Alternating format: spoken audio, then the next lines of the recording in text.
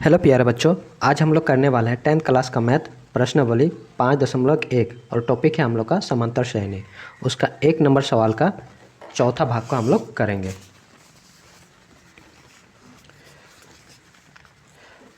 सवाल दिया गया है, खाते में प्रत्येक वर्ष का मिश्र धन जबकि रुपया 10,000 की राशि 8% वार्षिक की दर से चक्रवृद्धि ब्याज पर जमा की जाती है। जब इस सवाल को हम लोग सॉल्व करेंगे उस समय हम लोग को एक सूची मिलेगा और हमें बताना है कि वो सूची समांतर श्रेणी में है कि नहीं। तो आइए सॉल्व करते हैं।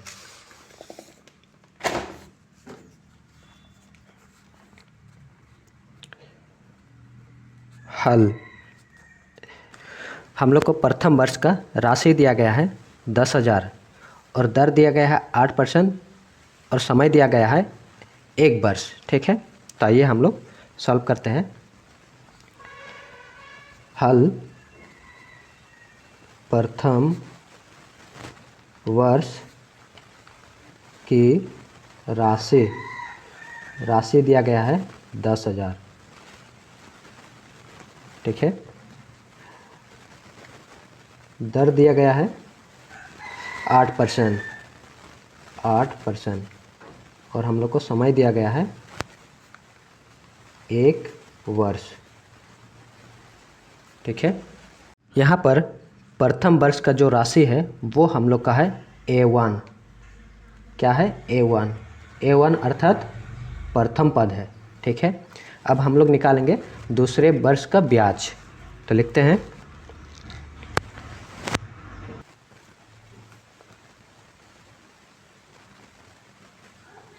दूसरे वर्ष का ब्याज। ब्याज बराबर होता है मूलधन गुना दर गुना समय होता है और बट्टा 100 होता है। ठीक है, मूलधन दिया गया है 10,000।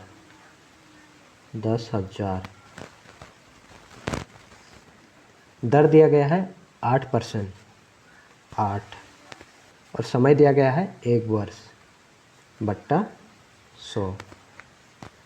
अब जो काटता है उसे हम लोग काट देंगे। 0 से 0 कैंसिल, 0 से 0 कैंसिल।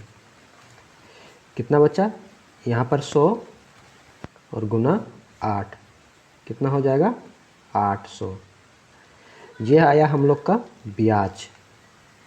ठीक है, तो अब हम लोग क्या करेंगे, ब्याज को मूलधन के साथ जोड़ देंगे तो क्या हो जाएगा, हम लोग का राशि आ जाएगा। तो लिखेंगे दूसरे वर्ष का राशि मूलधन प्लस ब्याज को जोड़ देंगे। मूलधन कितना है? 10,000 प्लस ब्याज आया 800।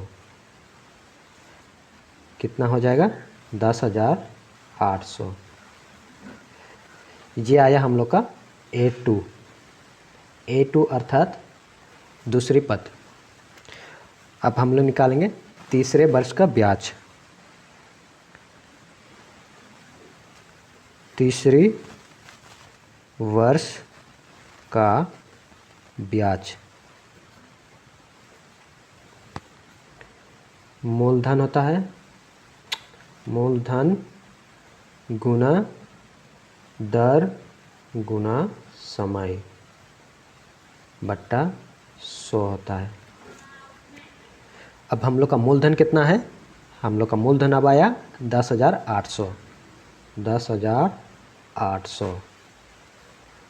गुना दर वही रहेगा 8% और समय 1 बट्टा 100। 0 से 0 कैंसिल, 0 से 0 कैंसिल।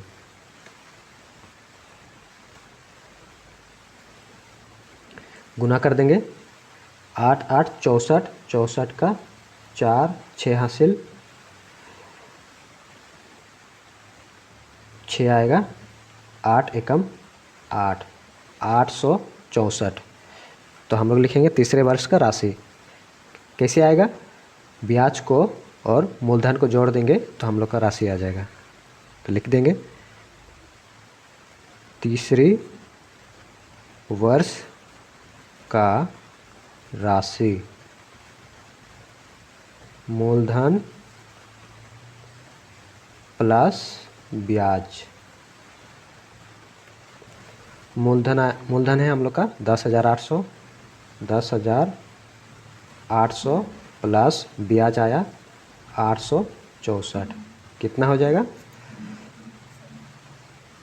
4, 6, 8, 8, 16, 16 का 6, 1 हासिल 1 और 1, कितना आया? 11,664। ये आया हम लोग का A3 यानी तीसरी पद।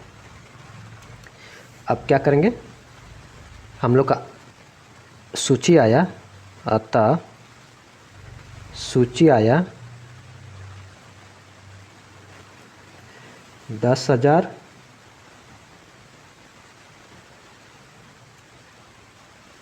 10,000, 10,800 और 11,664।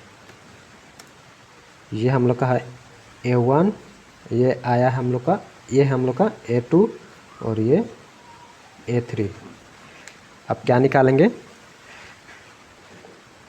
अब निकालेंगे हम लोग D अर्थात सर्वांतर अंतर। D बोलिए या फिर D1 बराबर होता है A2 को A1 से घटा देंगे, A2 को A1 से घटा देंगे। A2 आया 10,800 माइनस A1 है 10,000, कितना हो जाएगा? घटाएंगे तो 800। ठीक है।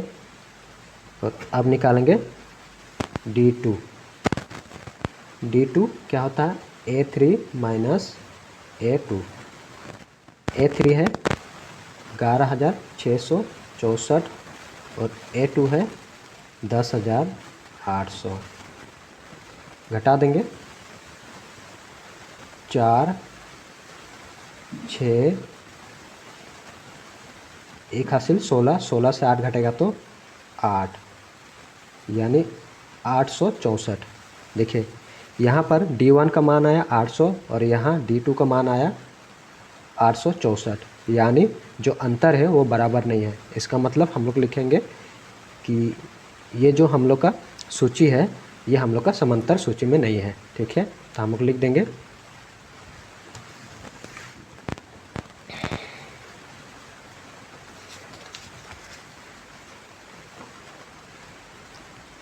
अतः D1 बराबर नहीं है D2 के, इसलिए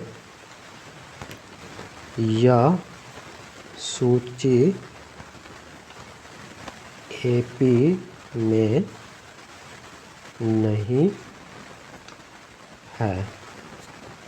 ये हम लोग का आंसर हो जाएगा। ठीक है जी।